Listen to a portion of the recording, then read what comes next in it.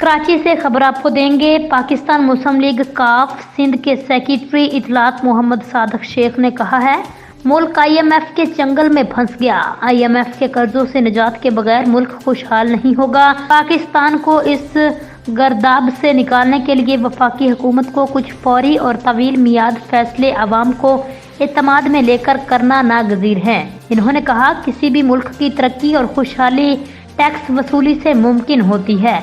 इसके समरात हुकूमत और बिलखसूस अवाम को पहुंचते हैं। सादक शेख ने कहा, अलमिया ये है, इस सिलसिले में हुकूमत कोई मुनज़्ज़म पुलिसियाँ तश्कील नहीं देती और अब सिर्फ और सिर्फ IMF की किस्तों की वापसी के लिए सोच विचार करती है, जबकि कराची शहर मुल्क को 70% रेवेन्यू देता है। सादक शेख ने मजीद कहा, वफाकी हुकूमत तमाम जमातों से मशावरत से मुनज़्ज़म मनसूबा बंदी करे ताकि पाकिस्तान तरक्की और खुशहाली की जानिब गामज़न हो जाए।